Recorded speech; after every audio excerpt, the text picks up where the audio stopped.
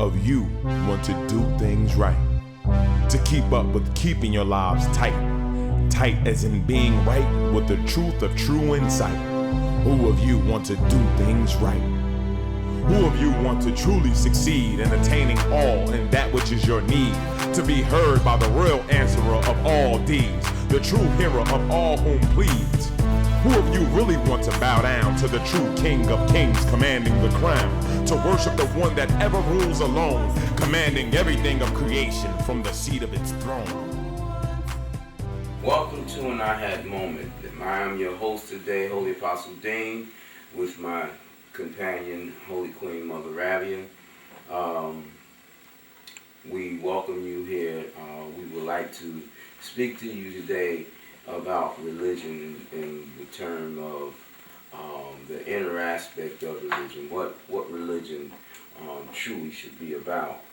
And what I would like to do is have this conversation with her, general conversation types that she and I generally have, and just share some of the things, some of our thoughts with you. On that note, I'll say, may I use this piece of blessed be within about your presence. May I use this piece of blessed be within about your presence as well. May I use a piece of blessed be within about your presence as well. So am I the co-host?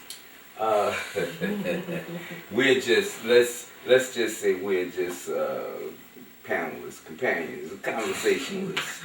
You know, we don't need no titles really, because the aim is A.H.A.D.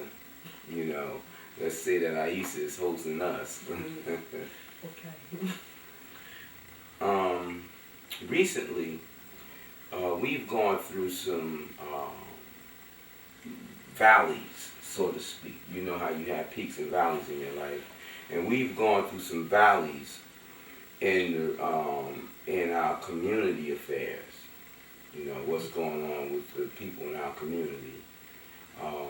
We have a very small community, but we have a very large audience in the world. And I understand why we have a very small community as opposed to a large community. And the reason for that is because we do deal with truth. And when you deal with truth without clothing, because this is very important, some people's truth come covered and some people's truth come naked. Our truth is naked truth. And people don't want to deal with naked truth. Like one of the brothers who was on the show not long ago was talking about how this community has been blessed to receive truth and for them to accept that truth and to be advanced. And then at the end of the show, he said truth is hard to accept, you know. And in both instances, his truth came out, you know. The people in this community have been blessed, you know. A.H.A.D has given its treasures, its riches of words and wisdom, and explanations and guidance, yes, for the people, and it has set me up as a sign, and as well allowed the people to know that the religion has been perfected in me and sent down to them, to you all, as a way that it has chosen for you. And in that, the community has been blessed. But at the same time, the community as a whole has not accepted the naked truth in full, because truth, as the brother said, is hard to accept. And I think that in his saying that he actually meant that truth is something you don't want to accept. And that's what people does. They hear it, they recognize it, but they don't want it. Right. Yeah, you have to look at how much do you want to accept truth. Because once you accept truth, then you could go to the next stage. You understand? Even though truth may hurt, it's not a lasting effect. Right. That's why it's this old saying, truth will set you free. Mm-hmm. Because once you accept it, there's no going back on it. then you go to the next step. Yeah. You understand what I'm saying? But as long as you don't accept it, then you stay locked in into all the illusions and falsehood that's created from your mind and those surrounding things that's around you, and you stay locked in. And at different times, you get a peek out the window and you see that truth, and you hurry up and close the blind. And truly, whoever coined that saying, truth will set you free, once you accept it, here come the next stage. Mm-hmm. Or as some people say, here go that next veil. Being removed. Removed. Yeah, I think that one of the problems in accepting truth is the fact that people have confused truth, what truth really is, you know. And when I say really is, we use the word really, Ray-Al-Lee, the light of the being expressed, you know. What truth really is the originator of life, the power of life, the real thing of life.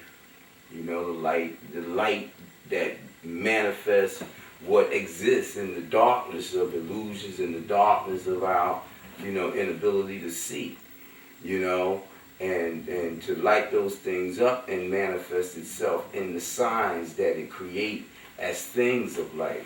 And when people not understanding that that is the truth that will set you free, that it is the only truth that can set you free. When they start thinking that the words of that will set them free, that's where the confusion come in at. Right. See, you could tell me, I love you, and I could tell you, I love you too. Is that going to set you free? No. No, that's not going to set you free. That's only words about something that we believe or understand. Right. But the force of the truth that will set us free is the reality or the power behind those words. Right. The power that initiate those words, the power that create those words, the power that create the meaning and the intent of those words. When it initiate life from itself to go along in harmony with those words. So when I say, I love you, and you feel something, and you say, well, I love you too, and I feel something, I'm feeling the truth, not the words. I'm feeling the truth. So because my level of understanding the truth is higher than the average level of people's understanding, people look for the truth in those words and not through those words. Right. One thing I recognize about the truth, being A.H.A.D, and the difference of accepting the truth and rejecting the truth is that when you look at a thing, you have to look at A.H.A.D as the cause and the effect of that thing. And that's a bitter pill to swallow. I know through life experience that I've had some situation that was horrible in my mindset, you know. And when I looked at what brought about that them horrible situations, I could relate that to individuals. Yes. You know?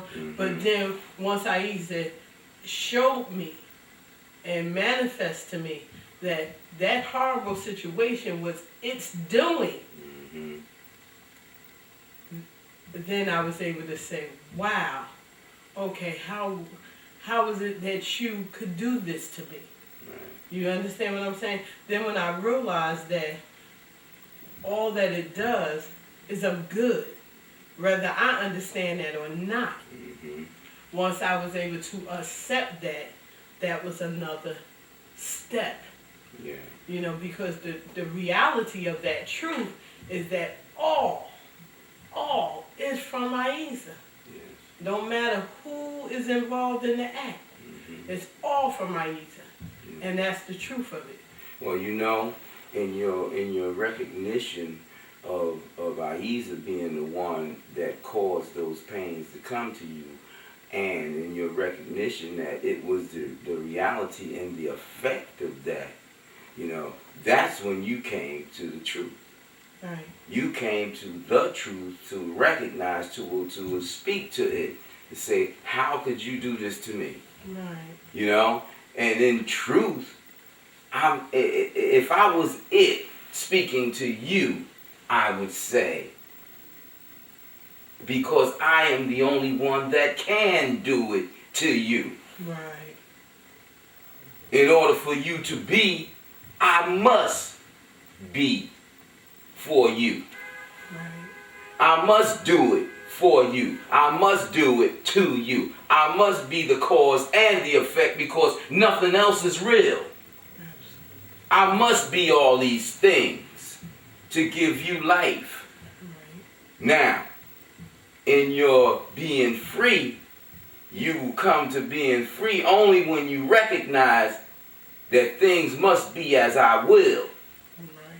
So when you say, as Allah wills, as A.H.A.D will, as Amen will, as El will, so shall it be. I accept what you do, because I have no power over you. I am subjected to you. I am your subject. I am your servant. I am your Muslim. Like everything else. Thank you for giving me recognition of you, to rejoin me in mind to you. Then you, veil is removed, you go to another stage. You know? And that's the beauty in the Lord El manifesting, or I should say, in the originator of life, manifesting itself as the Lord El, and as the supreme being of the throne, A.H.A.D, you know, where it comes down in stages. It unitizes itself and come to us in stages, less and less and less for our understanding. It comes down to every level of its creations to grant light to its beings, its servants. And then it then raises us up, all its servants, raises us up in stages, which we call evolution. There's an evolution for everything, you know, and it raises us up in stations, and in our minds we get raised up into greater sights of illusions. And for those of us who truly know, everything we know about the originator of life is an illusion. Everything. You cannot know the absolute real. You can never know the absolute real, because whatever it caused you to know of it, it is much more. It is eternally, infinitely more than what it lets you know of its being. We don't have, as human beings, we don't have the capacity to hold what it manifests to us. I should say, we don't have the capacity to hold all of it, because it is the all. We don't have the capacity. We have the capacity that it gives us to hold what it manifests, make known to us. And we don't have the capacity to go beyond that. Because of what? Because it is the capacity. It is the limit, and the limitless of our beings. You know, and it's funny we're having this conversation, and I'm recalling my daughter saying to me last night, the children always try to make you feel guilty. And she talked about how we sent her off to kindergarten, and we let her uncle take her to kindergarten her first day. And it was pre-kindergarten. She was the only one that went to pre-K. She remember all that. And she remembers this now. We're talking about someone almost 19 years old. And she's telling me that she could have been psychologically scarred. She said, who knows, maybe I am psychologically scarred, because you allowed him to take me, and he took me to the teacher, and he turned and left, and when I turned around, he was gone, and I cried all day in school. She said, how could you do that to your child? And I laughed, and I said, so you think that made you psychologically, scarred today? She said, well, I don't know, but how could you do that to your child? You love your child. I said, don't live in a life of illusion. You're nothing. You're absolutely nothing. I said, you're just a puppet. And there's a puppet master. Stop thinking that you're all that. She said, do you hear this? How could she say that? She don't love me. I said, okay, keep living your life in illusion. And when you get back to the real, we'll talk again. You know? I said, how dare she gonna try to play a psychological game on me? I'm thrown off because I'm trying to realize the intent. What was that all about? The intent was that I haven't considered her feelings as a youngster to her being 18 now, and the things that she's been through. I don't know what she's trying to get out of me. I know there's some underlying scheme in this thing, but I just had the rest of the children laugh, and I'm like, okay, here you are, overachiever, independent, well-balanced individual, and you're trying to take me where, But and she gets so many accolades. Everybody love her and thinks she's so special. But she has to have some intent. She's thinking. Well, she's thinking, and one thing is hard for our children to swallow is that as much as we love them, we let them know that, the real deal is you belong to Allah. Right, and the truth of that is that if the fire comes for you, then so be it. I'm a little harder in that than you are. Very much harder. Of course, you're the mother, and I understand that the mother has this ability to show more love, softly, sweetly, allow children to do things and protect them and certain things that the father is generally hard on, and but that's another story. No, but the whole thing is the illusion. Us pointing her to the real. Well, see, the thing is, with those children, we always speak about the real. But my question is, what is her intent? Because she's throwing you off with these illusions, and she's gone so far back. It's like a joke. The first day of school, and she's thinking she's doing something. She's trying to play with your mind. Well, I think what her thing is, she's been experiencing some things over this past week, and her whole thing is, okay, I'm at the age of where you want me to be a total responsible adult. And I think you missed some things back there. So no, I'm not going to be the adult that you want me to be, because I was getting on the case about being more mature and recognizing things. And so, and even though she's 18 years of age, this is how people in general live their life. They don't want to go to the age of being responsible, so they want to live in this illusion so that they can ignore the real. Because see, A.H.A.D said that it has touched upon everybody about its being. Well, she's at that age of fear. Right. And most of the children, when they reach 18, the things that you've told them, well, when you get grown, you're going to have to do this. When you get grown, you're going to understand this, that, and the other. When you get, after you're 18 and you're on your own and so forth and so on. And from my experience, I recognized this when I was a youngster, but I didn't understand it until I got a little older, when I seen many of the guys that grew up with me refuse to become men. And see, a lot of people think that being a man or a woman is grounded in your age. And I know when I was a teenager, I used to say, look at that grown kid. People 50, 60, 70 years old, still kids. That's what I used to say, still acting like kids, and they mind their kids, I've known so many people that refuse to take the challenge of growing up. And they go through life, man, up to the age of maturity, 40 and 50, and still find ways to abandon being real men and real women. And they go from throwing the onus on their parents to their spouses and to their neighbors and to people they work with. It's always somebody else who's the fault about something happening and why they're not responsible. When everybody has, the Lord has given us all the capability of being responsible for our actions. Right, and there we go right back to where we started at, accepting truth. Yeah. See, that's just another way to avoid accepting truth. Let me just hold you there for a moment. Director, listen, when we get to that 30-minute spot, let me know so I can sign off with our New York audience, okay? The portion of our New York audience that only have us for half an hour.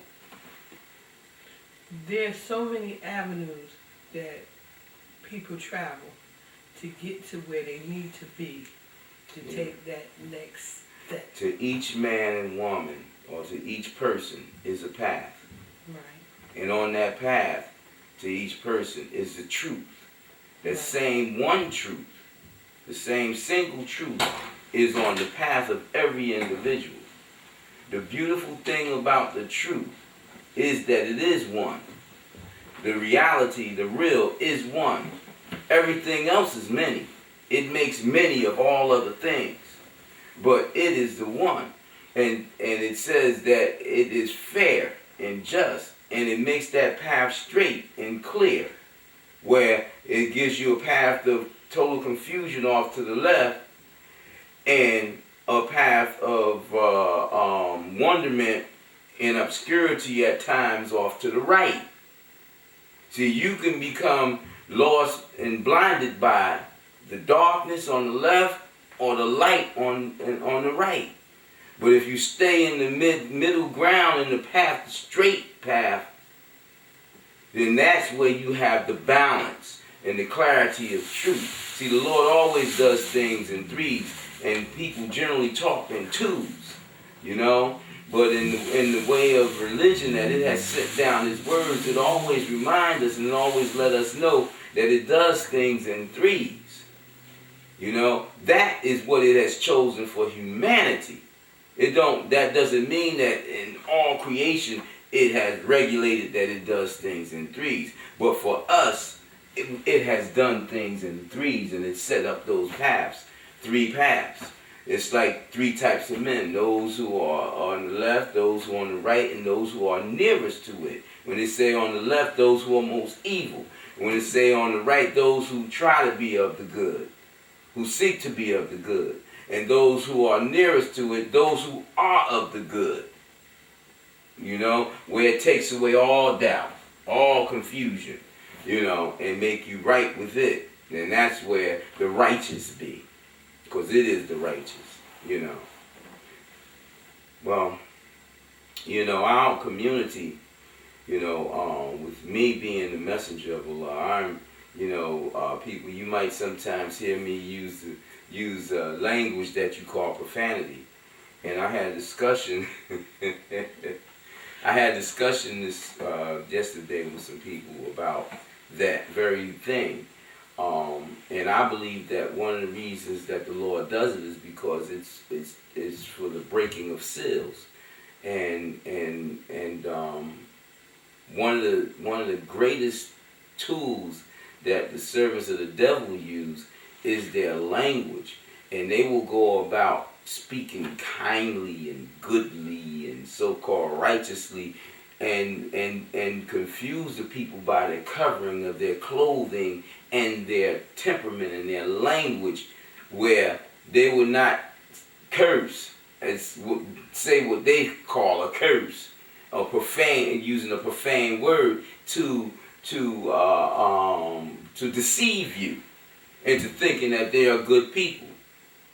When in their heart there's a curse and a disease. In their mind there's a curse and a disease. They curse you with their very actions. How can priests and popes and pimps and did I say pimps? They are pimps. And ministers and imams, how could they play you by tampering with the words of the Lord? That is worse than profaning the word outright. They profaning the word of the Lord. The Lord gives me this language to use to my people who speaks from a lowly level. And when I use a profane word, it opens the ears of my people. I speak the language of my people. I don't give a damn what you think. And those of you who cannot get through that, and you want to be stuck with that bullshit, excuse the expression, because I didn't make up the word. We know what shit is. It's manure. So you prefer me to say bull manure? You who want to be stuck with it, we know what it means, stuck in something very nasty. Then go on. Listen to those guys who call themselves ministers and priests and preachers and what have you. Listen to them with their bull jive. You know, speaking so-called righteously while they profane the Lord's word. Cutting and pasting the Holy Bible, the Holy Scripture, to get their message across. Letting you raise them up as though they are lords and kings, when they are servants of the devil, trying to keep membership in their organization, cutting off and decimating the communities of man by making all these different denominations of the religions, these different schools of thoughts, which did not come from the Lord. You go on if you can't get through this. But those of you who can, stick with me, stick with what I'm saying. You don't have to use profanity. Just look through what I'm saying. Don't be a fool. But see, if you was hungry on a desert, and I came up to you with a big plate of food and some water, and the priest came up to you with dust and was speaking kindly, and I said, shit, here's some food. What would you go after? The food or the dust? Well, let's keep it like that in real life. You know? Come after the food. I do what I do for a reason. I will bust you down when you come to me to break all your illusions. I'm not trying to make you think I'm holier than thou. I'm the messenger of the Lord El. I got messages for you. They're not my messages. They're its messages. And I got those messages for you. Now, as far as my language, hey, they say I was cursed to be black. The hell with them. If I'm cursed, then my very being is profane. Do you believe that? Huh? That's something for you to think about.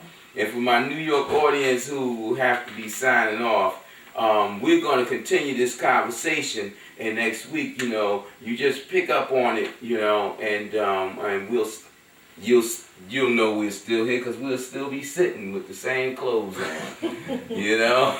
But I say, may the peace and blessings of the Lord A.H.A.D be within about your presence, and we'll see you next week. Right.